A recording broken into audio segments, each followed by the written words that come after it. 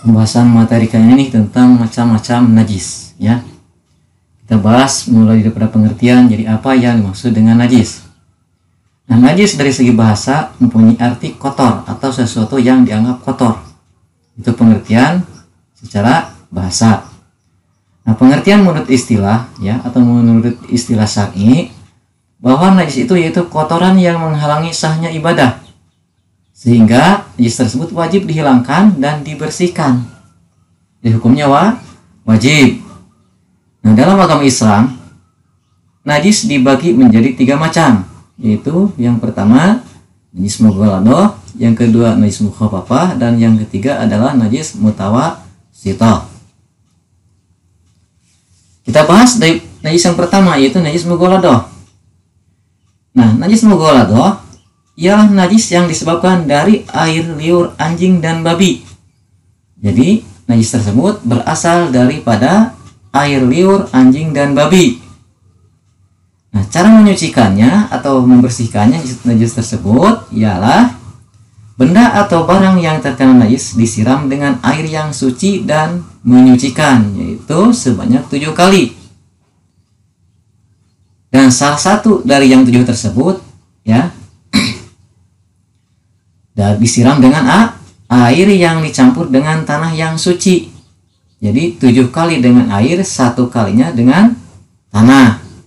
Nah, untuk yang dengan tanah bisa di awal, di akhir, atau di pertengahan. Ya, lebih baik di pertengahan. Ya, itu cara menyucikan najis mughalladah. Ya, jadi dengan 7 kali siraman. Ya, salah satunya itu dengan dicampur dengan tanah yang suci. Yang kedua, najis mukhaffafah atau najis ringan.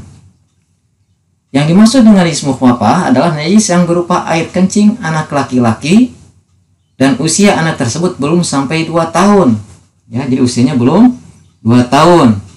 Dan ia belum pernah makan apapun kecuali ASI atau air susu ibu. Jadi sekali lagi, yaitu air kencingnya air kencing anak laki-laki atau bayi laki-laki usianya belum 2 tahun dan juga belum makan apa-apa kecuali ASI. Cara menyucikan najis tersebut, ya, atau cara menyucikan najis mukhaffafah tersebut cukup dengan memercikan air pada benda yang terkena najis. Jadi dengan memercikan air, ya, cukup, itu sudah dianggap suci. Nah, adapun apabila airnya air kencing anak perempuan, walaupun usianya sama, belum 2 tahun, belum makan apa-apa, ya, itu tidak termasuk najis mukhaffafah. Nah, kalau bayinya bayi perempuan, cara menyucikannya yaitu harus disucikan atau dibersihkan, ya, dibasuh sampai hilang warna, bau, dan rasanya. Yang ketiga, najis mutawassithah, ya, atau najis pertengahan. Nah, yang dimaksud dengan najis mutawassithah adalah najis berupa nanah, bangkai binatang darat yang berdarah, muntah, arak, darah, dan kotoran hewan. Itu, ya, kecuali bangkainya bangkai apa?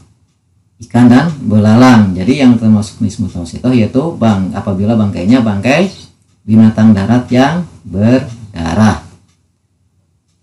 Nah, najis mutawassithah dibagi menjadi 2 macam. Yang pertama, najis mutawassithah hukmiyah, dan yang kedua najis mutawassithah ainiyah. Yang dimaksud dengan najis mutawassithah hukmiyah yaitu najis yang diyakini adanya, ya, najis pada barang atau benda. Jadi diyakini adanya namun tidak ada bau, rasa maupun wujudnya. Seperti mana?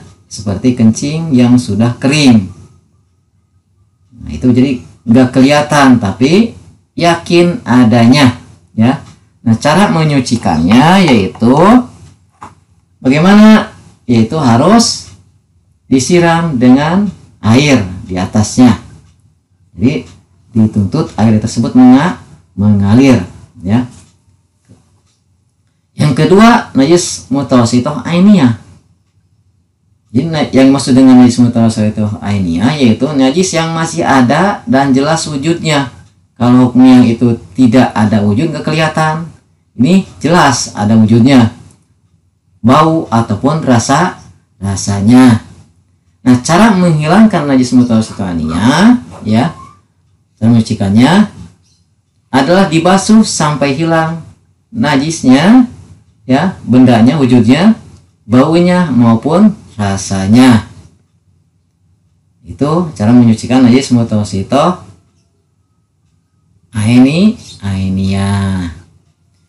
Ya, itulah pembahasan materi tentang najis, walaupun secara singkat ya, mudah-mudahan dipahami.